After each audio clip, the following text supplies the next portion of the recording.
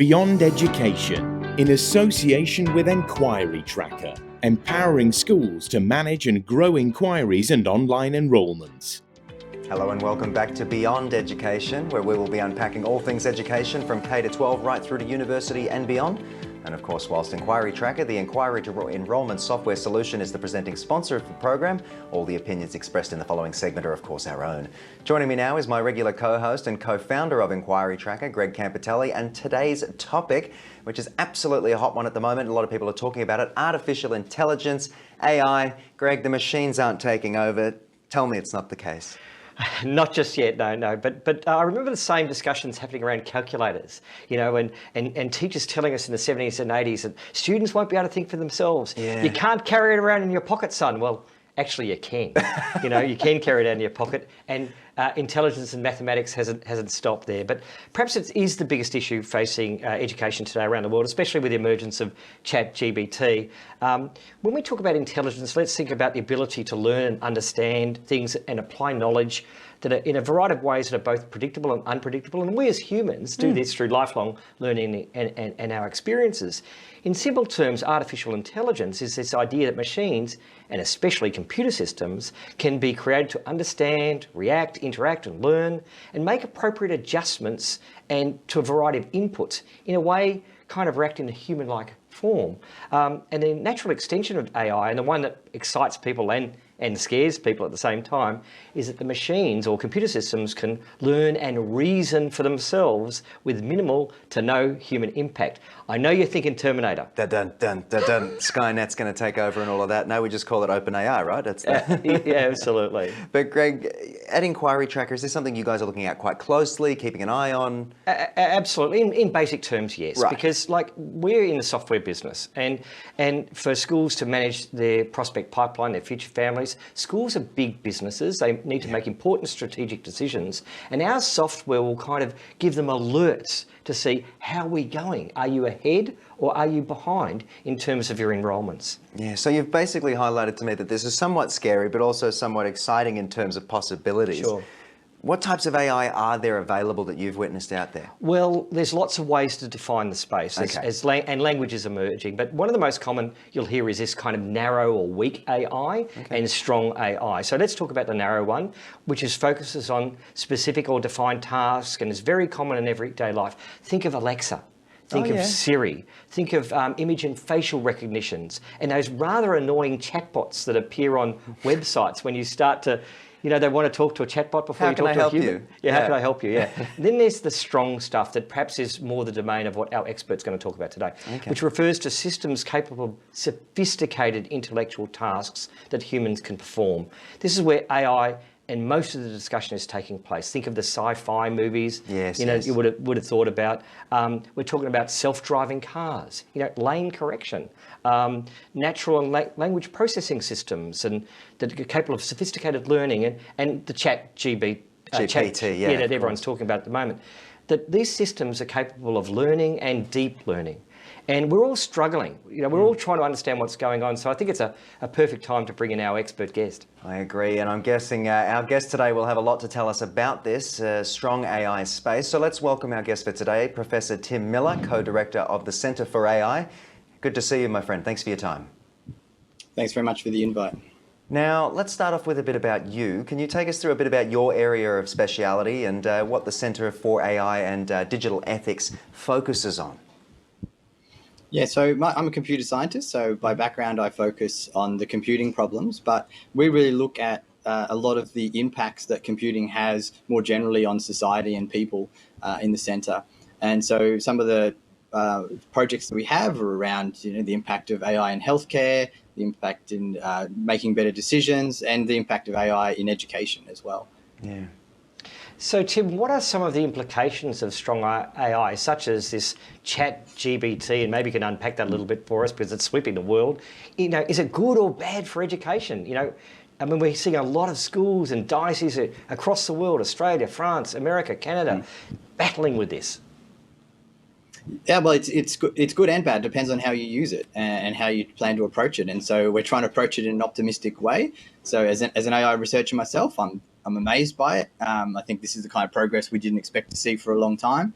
I'm amazed by the broad context that it can take and I'm amazed by the sort of, I wouldn't say the way that it can answer questions well. I'm amazed by the way that it seems like it's answering questions really well, but sometimes it's not.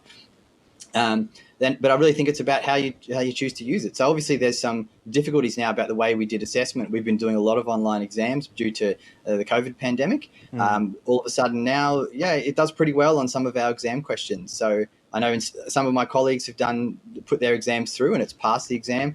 I did my master's level reinforcement learning subject exam and it got 10 out of, there was 28 marks available. Some of it couldn't do because there was images in it. Of the 28 marks available, it got, I think, 10.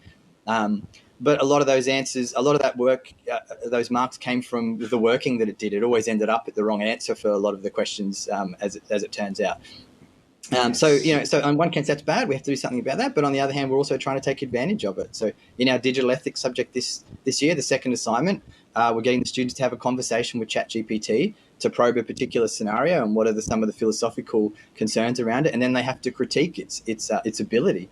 So in the one sense, they're using it to learn, and they're also learning its weaknesses and what it's good at and what it's not good at. God, it's absolutely incredible stuff. And again, when you see it do its thing and punch out an answer, it's incredible. We envisage a time where strong AI will perhaps take over sophisticated human roles such as teaching, caregiving, that sort of thing. I mean, I know it could be used to take over sort of labour roles in terms of those management tasks, but these ones are a bit more personalised. Yeah, that's right. It's a lot more personalized. I mean, I got to be honest. My area of expertise is in the interaction between humans and AI, and I just can't imagine ever taking over caregiving. I just don't think anyone would delegate those types. They give their children to something that's not a human in order to raise it. Chat GPT doesn't have social skills. It can't do basic social inference around things very well. So right now it's definitely not capable, but I just think if it was capable, we still wouldn't do it. I don't think we'll delegate leadership tasks. I think we will use it for teaching. I just talked about that. I saw very briefly last night that the Khan Academy's introduced it to help students sort of answer questions for students in real time. But I just can't imagine it really delegating entire roles. You still need human oversight on a lot of these things. ChatGPT gets things wrong. This type of solution will always get things wrong, and you need that human oversight to first decide what should the prompt be, and then is this actually a good answer that comes back. So I can just see it really being an extension. There are clearly some roles around the world where we're going to need a lot less people in certain roles, but I just can't see it in these really sort of roles that require a lot of social interaction. And it's a natural evolution of things, isn't it? I mean, we were all driving around horse and buggies 120 years ago, and things change. And it's a resource, and I think we can either be afraid of the resource, and you're right, Tim, it can be used for good and evil, but it's a resource that's coming at us. It's not going to go away, so we sort of have to embrace it. I'm really interested in unpacking your thoughts around how education, K-12 education, primary, elementary, secondary, high schools. I know it's happening a lot at the university space, Tim, but talk to us about how educators maybe can embrace it and not be frightened of it. Yeah, so the fright comes from the assessment, the ability for it to give what look like human-generated assessments and do it quite well on some tasks. And so we have to think about how we change our assessment. When you go back a few hundred years, assessment was almost always oral. Exams, I should say, were almost always oral. Maybe we have to go back to those types of situations where people write something, but you have to actually have a conversation with them and mark them. That doesn't scale quite as well as marking an exam later on, but maybe that's what we have to do. But I think really trying to embrace the positive aspects of it are in using it for learning. So it is capable of talking about a really wide range of topics, which is what I found the most amazing thing about it, was the ability to talk about lots of things.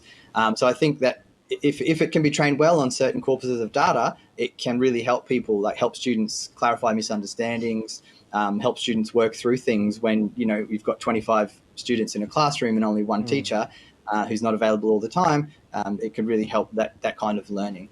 But we do have to be really careful. I've seen it get very basic things wrong that I couldn't believe. I couldn't understand how it could have got it wrong because the right answer is out there so much. So we have to be careful on it. But, Absolutely. Maybe those kind of things will improve. 100%. Tim, I want to thank you for joining us on the program and highlighting all of that for us so succinctly. It's interesting times ahead, of course, for the education sector and humanity on the whole. So thank you so much. Yeah, thanks for having me. Fascinating topics, Mike. Oh, it's incredible stuff. It's crazy to think about it. And I love that we're referring to us as we, as the human race, talking about this entity. It's like we joke about sci-fi, but it's very cool. And it's coming at us, you know, it's just part of the debate and we have to embrace it. And don't be frightened. I see it as a resource. You know, encyclopedias are a resource. Wikipedia is a resource. It's another resource to embrace learning. Give us some top tips just to finish, Greg, if you could quickly, for embracing it. Yeah, I think my top tips is understand that AI is already here and here to stay. Embrace the possibilities that AI represents to us and leverage it in the classroom and use AI to enhance critical thinking. That's my tips. Very well said by you, my friend. Thank you so much for joining us on the program as always and bringing us such interesting topics. Absolute pleasure. Well, there you have it, a wonderful show today presented by the team at Enquiry Tracker. And if you'd like to learn more about how your school can utilise this amazing software, head over to enquirytracker.net and don't forget to head to tickernews.co for more. I look forward to seeing you again very soon. Be well.